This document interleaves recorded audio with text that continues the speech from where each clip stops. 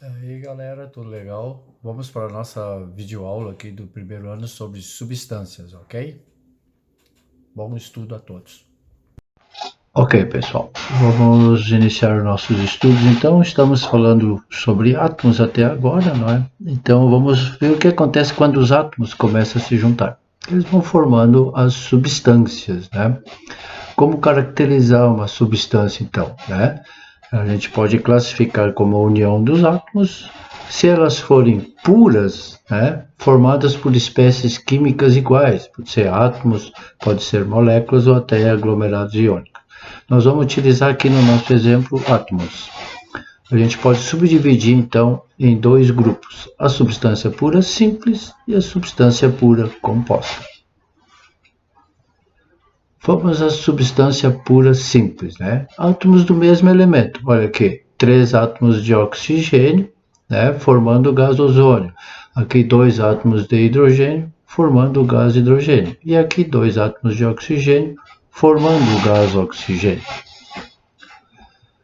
E a substância pura composta é aquela que tem elementos químicos diferentes. Os átomos são diferentes, não são do mesmo grupo. Por exemplo, a água, formada por 2 átomos de hidrogênio e um de oxigênio. O sal de cozinha, o sódio e cloro, né?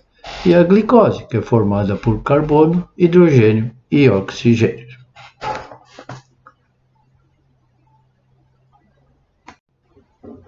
Continuando então o nosso estudo, vamos às características que identificam se uma substância é pura ou não, né? Tem que ter fórmula química, né? Água, H2O. E tem propriedades específicas. Eu consigo colocar uma temperatura de fusão, uma temperatura de ebulição e a densidade constante. Vou dar o exemplo da água aqui, certo? Repare aqui o que acontece aqui com a água quando estou fazendo ela passar de sólido para líquido, né? Ó, um gelo a menos 13 graus Celsius, né? Um tempo, a partir desse tempo de 0 minuto, começa a aumentar a temperatura. O gelo começa a derreter, continua a 0 graus. O gelo vai derretendo, continua a 0 graus. Até o gelo se tornar totalmente água, também a 0 graus. Então, nesse processo aqui, a temperatura de fusão, né, é 0 graus. Ela não alterou a temperatura da água até ficou tudo líquido. Todo a partir da água líquida ela vai começar a aquecer, certo? Podemos colocar essa informação num gráfico.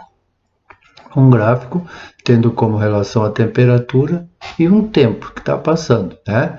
Aqui, ó, de menos 10 a 0 graus passou um certo tempo aqui, né? Aqui não está especificado, não há necessidade.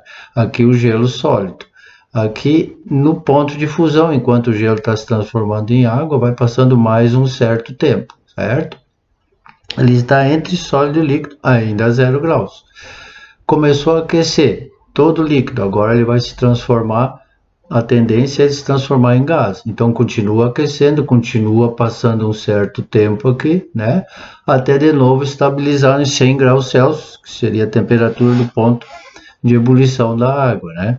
Então aqui vai ficar também durante um certo tempo a água fervendo, vamos dizer assim, né? Transformando líquido em gás, até que se transforma no processo puramente de gás, evaporando toda a água que está lá. Então vira no processo gasoso.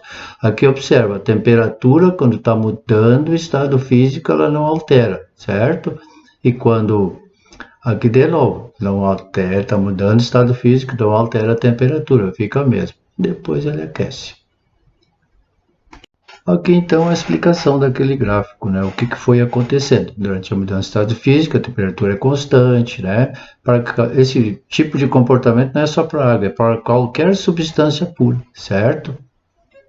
É isso aí. Por hoje então vamos ficando por aqui.